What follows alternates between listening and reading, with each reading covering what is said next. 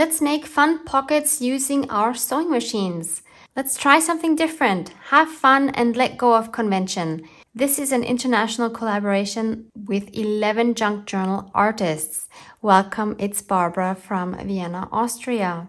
So this is definitely completely out of my comfort zone, but hopefully fun and inspiring for you. Thank you Louise Heinzel and Joey DeFee for this collaboration, which is round 2 from last year. You can find links to all other participating artists below, and we're all posting videos between October 3rd and the 16th. Each of us will show you some ideas of how to use fast flow stitching, which is stitching in curves, not straight lines. This challenge is about letting go of convention, having fun, and trying something different. You can find the playlist in the description box below, which also has last year's videos from this collab. This year, Louisa and Joey added the colors orange, green, and red to this challenge, which are not at all my colors. But I think I know how I can find a way to work with them, and I'm going to be playing in my current planner. So the first ephemera I want to make is a fun pocket. So I am obviously working on my October signature here.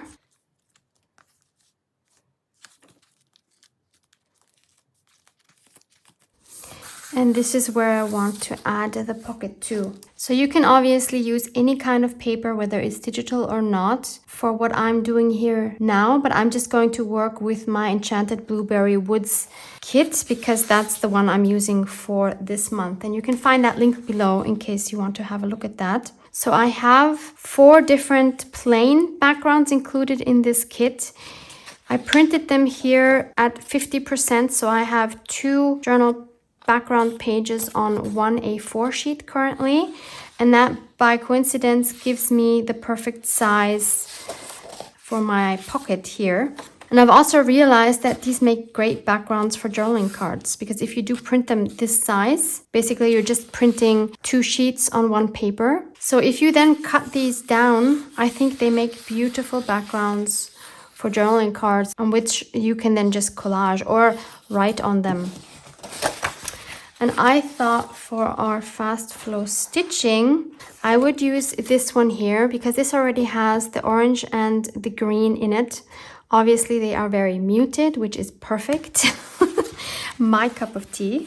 And I'm going to start off by just cutting this down so that it will fit on this book page.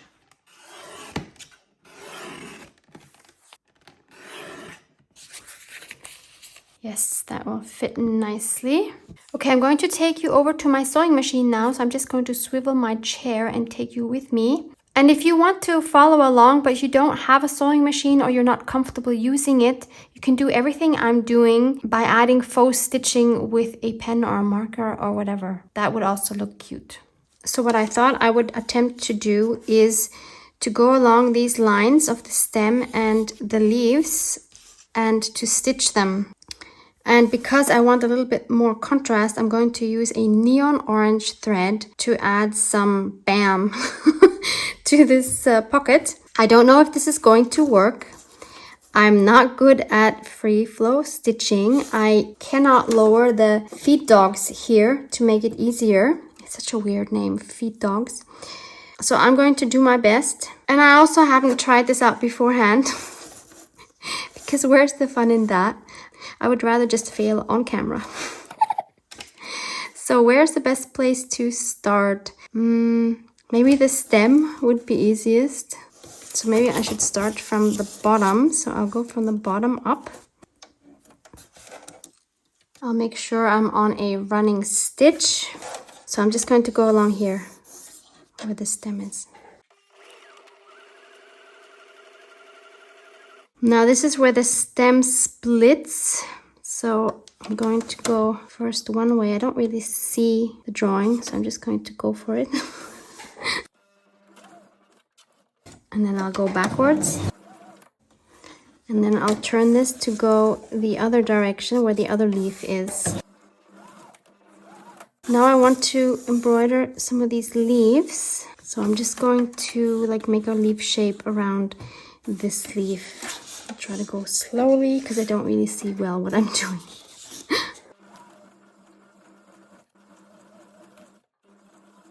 At the tip of the leaf, I'm going to make sure my needle is inside, and then I'm going to turn this around so that I can go on the other half of the leaf. Okay, so that should be one leaf done. And now I have to go back along the stem to get to the other leaf, and I really can't see what's happening underneath. I'm realizing stitching this that I just need to let go of perfection. The lines don't have to match the shape of the leaf on the paper. It can just be an inspiration, and I'll do my own leaf wherever I want to have my own leaf. And if it's off, maybe that even looks better. Maybe it will look more artsy. I just need to let go. This collab is for letting go. So let's try to be a little bit more loose. So I'll turn this around and just go for it, making another leaf shape. Okay, again, I'm going to turn this around.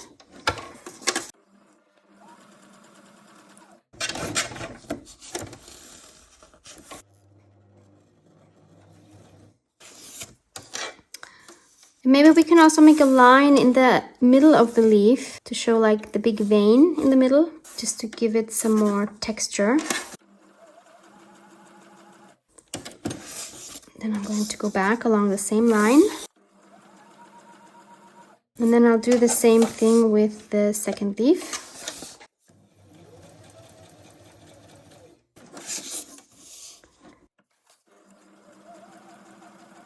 I also want to add some more leaves down here.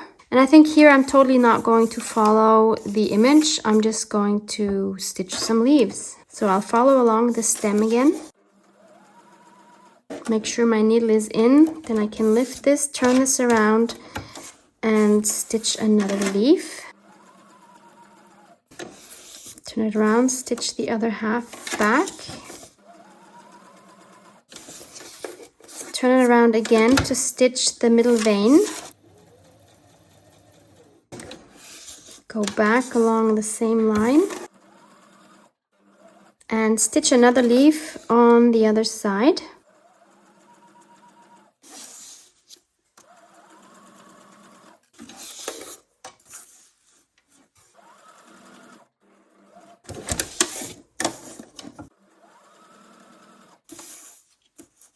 And do the same thing again on the bottom. Just continue along that stem and then do 2 more leaves there. Or maybe I can even do like 1 leaf and 2 leaves here. Let's see if I can manage. So this time I'll start off with a little stem. So I'll go straight first. And then I'll start with the leaf. I'll try to make this a little more round this time.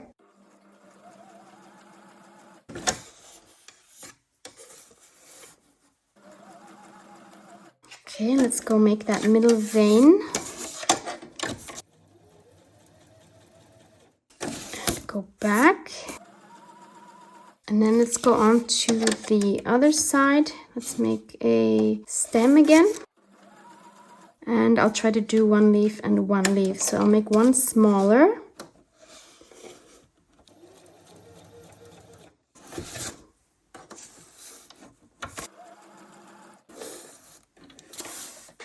Let's make the middle vein again. I think the biggest challenge is seeing what you're actually doing. I'm really guessing more than I'm seeing what I'm doing. And then I'll make a second leaf.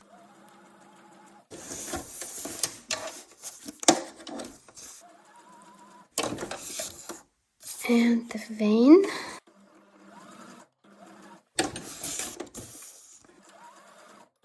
Okay, I think that's it. So here's the result. I am quite happy with how this came out. This one here looks a bit funny, but I actually like that it's not perfect. And it is quite subtle, even though this is a neon thread, but it's quite thin. So we could add another focal point down here. And I'm thinking what might work really well is some clip art. So this is from the same set, the Enchanted Blueberry Woods. clip art. I've already cut some parts out, but I think this pumpkin might look really cute together with this. So I'm going to cut this out, leaving a bit of a white border because I'm thinking I might want to sew around this one as well. I love these collabs to get out of the comfort zone, because if I'm always in my comfort zone, I don't learn. And by doing these kind of things, I'm learning a lot. I wouldn't have pushed myself to do something like this without this collab. So thank you again, Louise and Joey. Yes, I think that will be cute. I'm not sure if I'm going to manage to stitch around this because it is a small border. No, I don't think I'm going to do that. I'm just going to ink up the edge here and also of my printable. Since I'm not stitching around this, whoops, I reduced the border a little bit so it's more narrow now.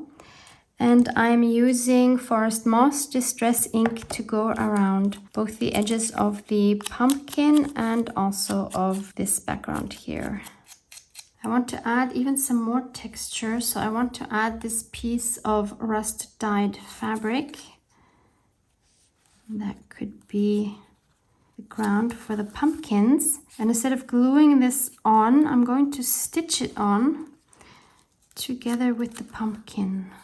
So I'll just run a zigzag stitch on top here. Now I'm thinking, why not just make this into a tuck spot? So I will just glue it down here on this edge, and then we can tuck something in there. Oops, way too much glue. This would have made more sense before I started sewing, but I have the feeling that this is quite thin to be a pocket. So I'm going to adhere this to a sturdy book page. Yep, that will feel a lot better, I think.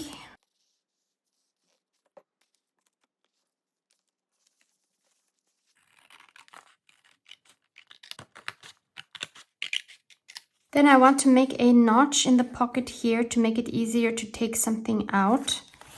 So I'm using my envelope punch board. Obviously, you could just use a circle punch to make a half circle here, or even just trace something like a bottle or a lid and then cut around that. So then I'm going to ink around this again. I'm actually going to ink around the whole thing again since I added the book page underneath. I want to make sure that no white is peeking through on the edges. Then I want to add some more contrast by adding some splatters. I have the Distress Oxide Spray Forest Moss. If you don't have a spray, just use watercolor or thinned down acrylic paint. I have been shaking this for a while, but the pigment I think is still not completely mixed. I saw in one of the Tim Holtz lives that it helps to lay down your spray bottles like this for a while before you start using them to get the pigment to flow into the rest of the liquid. But you should always also shake it. So I'm going to add some here so that I can use it better. And then I'm going to take my splatter brush. And let's make some nice splatters. Oh yeah, I want some of these bigger ones actually.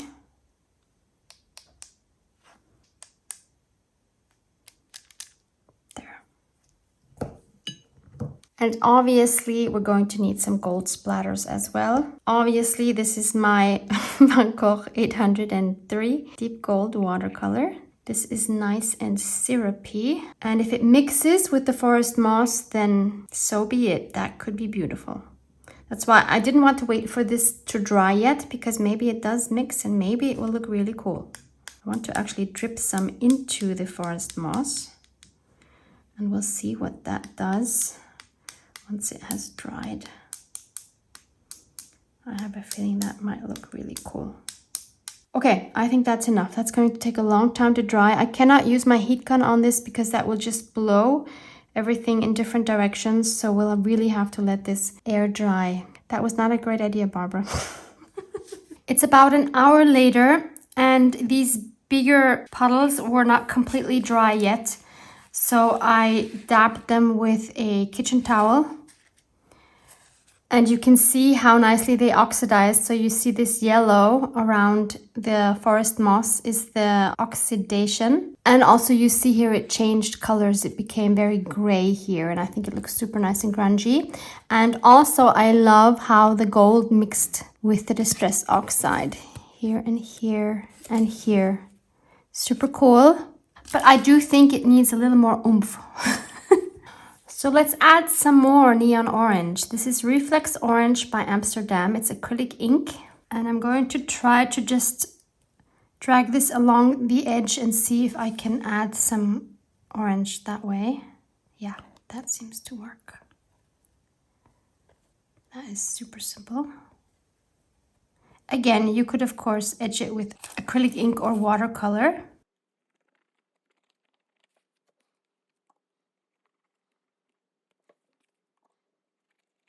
I'm going to dry this with my heat gun. And now I see that in comparison, this neon orange thread doesn't seem neon at all compared to this bright orange. So I'm going to take the same acrylic ink and a very fine brush and go over the thread where I stitched.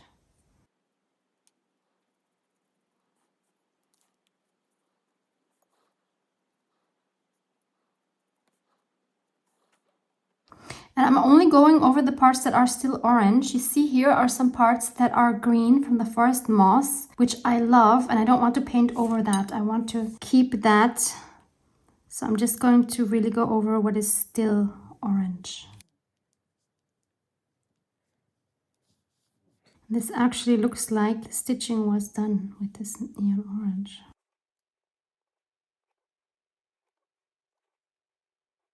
And now I can glue this into my planner.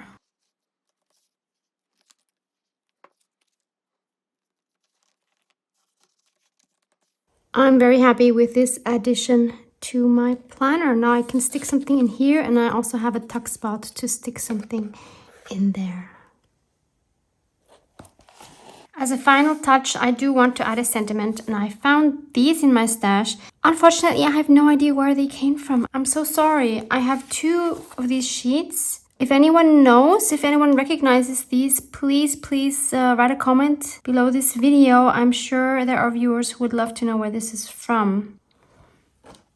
And I found one here that I thought was very fitting here, which says Courage Strong. Because this definitely took me a lot of courage to do on camera when I really didn't know what the outcome was going to be or whether I can even stitch leaves like that. I think if I would have seen a video with this, I would have thought I couldn't do it. And I'm so pleasantly surprised that yes, I can do it. So if you have those same thoughts, please just try it. It's not as hard as you might think. We shouldn't always shy away from things that we think we can't do, because then we'll never learn anything. Okay, bottom right, as always, is the perfect spot.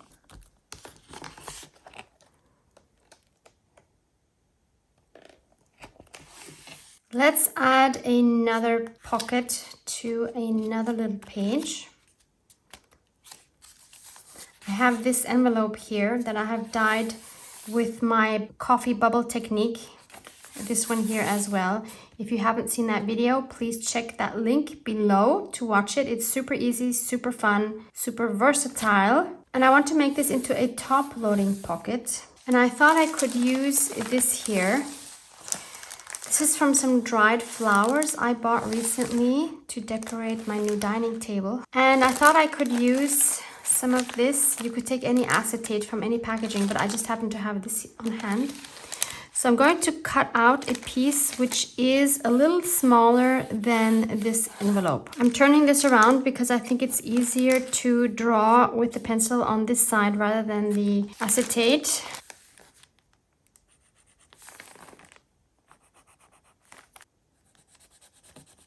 Again, I'm just making this up as I'm going along, and hopefully things will work out.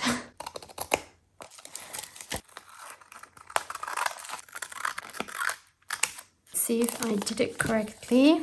I know you can't see this at all. I'm so sorry. But yeah, it actually works. So first I want to see if I can add a half circle on top here with my punch. Not sure if that's going to work, but I think what will help is to put some cardstock underneath. Let's try this. Yeah, actually, it's okay. Please be careful when you do this. I don't want your punch to jam because mine almost jammed. You can't really see it, but yeah, it has the half circle here. If you try this and your punch jams, don't throw it out, don't be sad. So it would be like this, and that would mean it wouldn't open. All you do is you take a strong object, it could even be your scissors, and then you just bang those in the middle until this releases. I've done that a few times with jammed punches, and they all came back to life, thankfully. Okay, so now for the stitching part. For this one, I thought I was going to try to be more loose and go more wild and just sew around in random patterns, and hopefully that will look nice. Let's try this together. So this time I want to take this beautiful red. I have no idea if my sewing foot is going to grab this acetate, but we're going to find out together. So I have it on a small running stitch, and I'm just going to try to go in weird shapes, I guess. I think we're okay. Let's continue. It's so hard to turn this.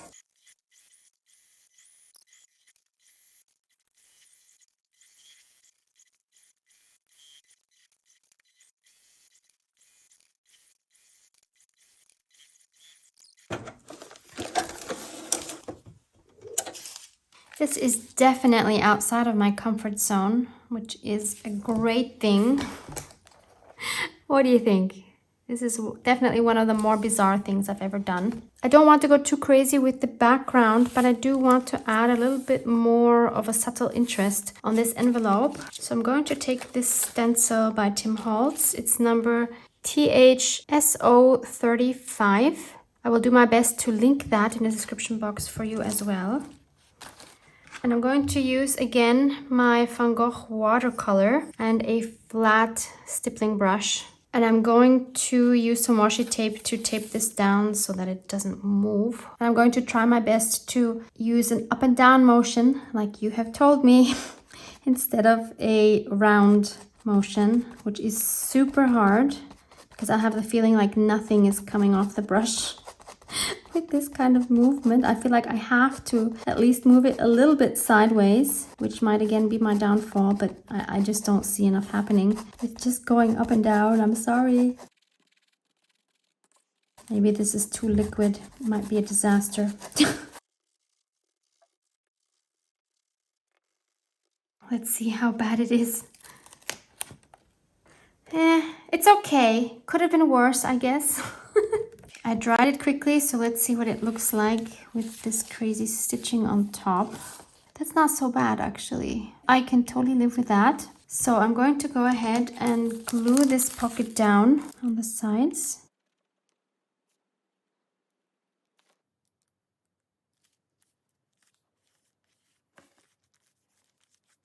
Okay, that glue is going to dry transparent, so we won't see that afterwards. And I want to add a tag to this pocket. And I thought I would add this one here. I think it has the perfect shape for this pocket, and it will stick out a little bit. This is again from my Enchanted Blueberry Woods ephemera. This is sheet number 2. So I'm going to start by cutting this out. Because of the glue seeping into the center of the pocket, I think it would be better to trim it down a little bit more on both sides, so it will be easier to take out and put into the pocket. And also I'm going to back this with cardstock because obviously this is very flimsy at the moment.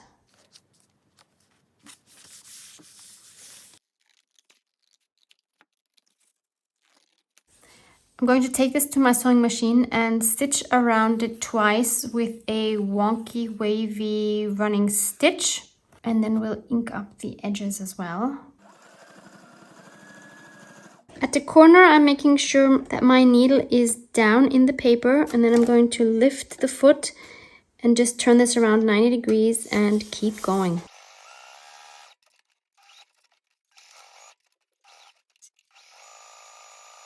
once I'm where I started, I'm going to go over it one more time and making sure I crisscross some of the lines I have been stitching.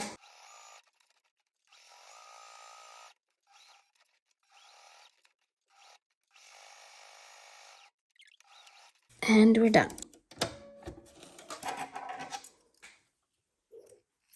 I think this is my favorite way of sewing around ephemera. Love the wonky way it looks.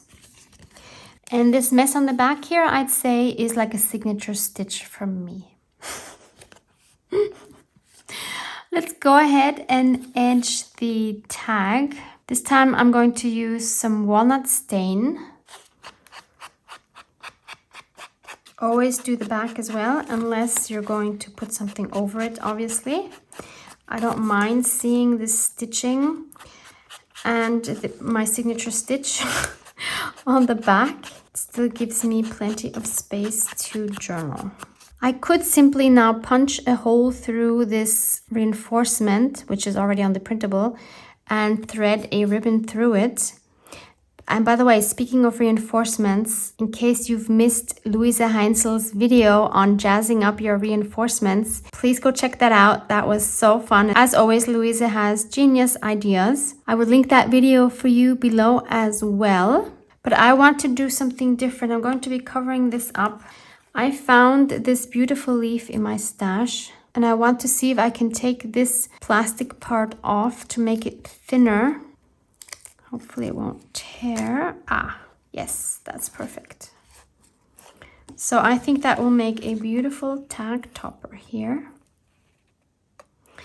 But I think it needs gold splatters. But I think I can add the gold splatters once I've attached it, because the rest can get some gold as well. Why not? So I'm going to use some fabric glue for this, or textile glue.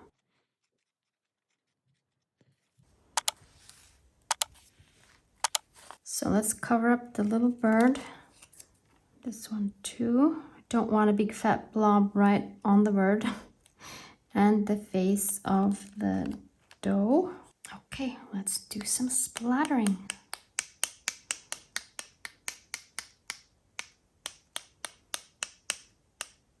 I just started drying this with my heat gun, and I thought, well, why don't I add some more of this forest moss distress oxide that I have left. Oh, this one needs some water. It's thickened up quite a bit already.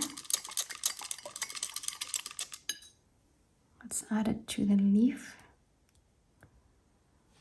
And maybe all the way down here. When it's dry, interestingly, we don't see anything of the forest moss splatters here on the leaf, but we do see them down here. On the back side, I want to add some interest as well, and I don't want to just leave that white. So I'm going to take this Tim Holtz swirly stencil. The number is THS032. And I'm going to use the Forest Moss Distress Moss and a blending brush and very lightly go over this.